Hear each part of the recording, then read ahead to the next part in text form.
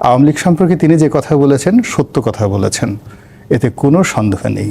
আমরা যারা আছি, শফিক সাহেব বাংলাদেশে আসলে আমাদের সবারই উচিত ওনার কাছে ইংরেজি নতুন করে শেখা, যে ডক্টর মোহাম্মদ ইউনূস ইংরেজি বলেছেন এটার অনুবাদ কি হবে। ক্ষমতার না একটা গরম আছে, এবং গরম যখন এসে যায় না, গরমে অনেক ধাতু নষ্ট হয়ে যায়। উপদেষ্টা প্রেস সচিব শফিকুল আলম বলেছেন আওয়ামী লীগের কার্যক্রমে নিষেধাজ্ঞা তোলার কথা বলেনি প্রধান উপদেষ্টা, এটি একটি ট্রান্সলেশন জনিত সমস্যা। এই প্রধান উপদেষ্টার সাক্ষাৎকার ঘিরে এবং প্রেস সচিবের বক্তব্য নিয়েও আমরা আলোচনা করব। গোলাম মাওলা রনি, আপনি নিশ্চয়ই জিটিওর সাক্ষাৎকারটি দেখছিলেন। ডক্টর ইউনূসের বক্তব্যতে তিনি একদম সহজ ভাষায় বলেছেন, we have not banned Awami league, simply activities are suspended. সেই সাথে প্রেস সচিব শফিকুল আলমের কথাও আপনাকে জানাচ্ছিলাম। আপনার কি মনে হয়, কি বুঝলেন, এখনো কি এটিকে ট্রান্সলেশন জনিত সমস্যা বলা চলে?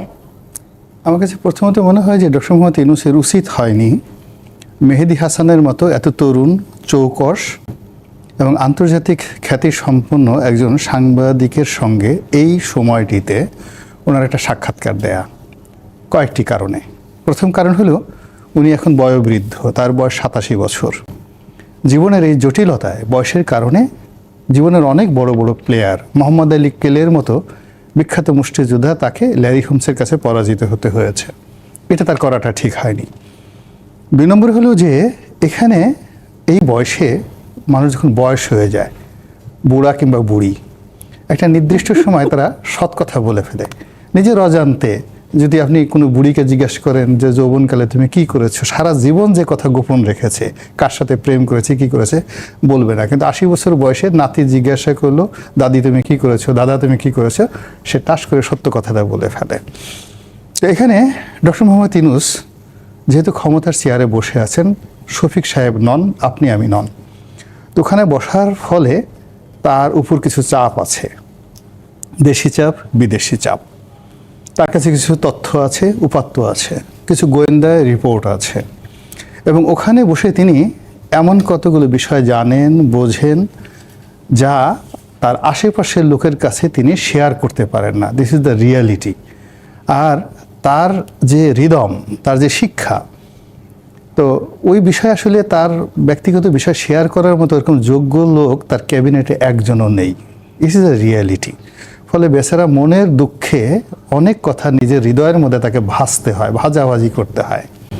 তো যখন আপনি দেখবেন মাছ ভাজি করেন বা কোনো একটা মশলা ভাজি করেন, সাউন্ড বের হয়ে যায়, তারপর শেষে গন্ধ বের হয়ে যায়। তো ওখানে মেহেদী হাসানের সাথে কথা বলতে গিয়ে তার হৃদয়ের মধ্যে যে অন্তর্নিহিত যে চাপ, তাপ, সত্য, সেই জিনিসগুলো বের হয়ে গেছে।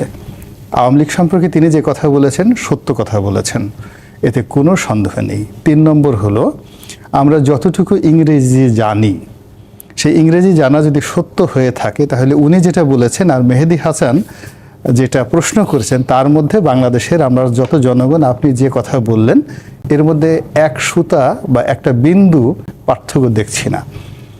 আর শফিক সাহেব যেটা বলেছেন যে মানে এখানে অনুবাদ করতে ভুল হয়েছে, আমরা যারা আছি, শফিক সাহেব বাংলাদেশে আসলে আমাদের সবারই উচিত ওনার কাছে ইংরেজি নতুন করে শেখা, যে ডক্টর মোহাম্মদ ইউনূস ইংরেজি বলেছেন এটার অনুবাদ কি হবে।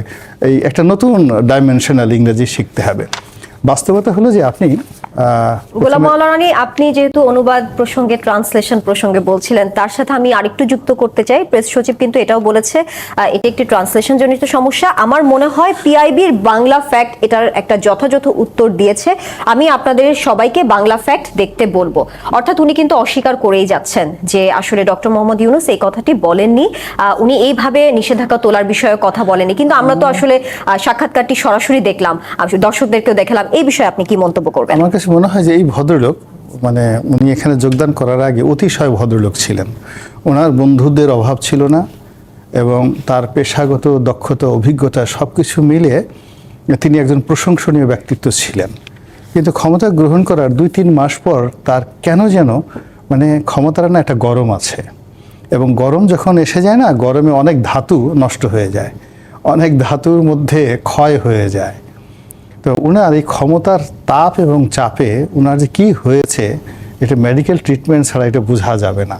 তবে তিনি যে কথাগুলো বলছেন, সে কথাবার্তার কারণে এ যাবৎকালে ওনার কারণে ডক্টর মোহাম্মদ ইউনূসের যত ক্ষয়ক্ষতি হয়েছে, বিশ্বাস করেন বাংলাদেশের সবগুলো মব এ যাবৎ সরকারের বিরুদ্ধে যে অভিযোগ যে এই সরকারের যে আমলে অনেক মব সন্ত্রাস হয়েছে, তো সকল মবগুলো আপনি একত্র করবেন, করে যদি রুটুভার করেন, ওইগুলোকে যদি আরও বাড়িয়ে দেন, তাহলে যে ক্ষয়ক্ষতির সংখ্যা হবে তার চাইতে ওই ভদ্রলোক যে কথাবার্তাগুলো বলেছেন তার কথাবার্তা এবং কার্যকারণের কারণে ডক্টর মোহাম্মদ ইউনূসের অনেক ক্ষতি হয়েছে। আপনি চিন্তা করুন, বইমেলাতে একটা ডাস্টবিন স্থাপন করে সেখানে দাঁড়িয়ে দাঁড়িয়ে ওনার কি দরকার ছিল সেই ডাস্টবিনের মধ্যে ময়লা ফেলানোর জন্য?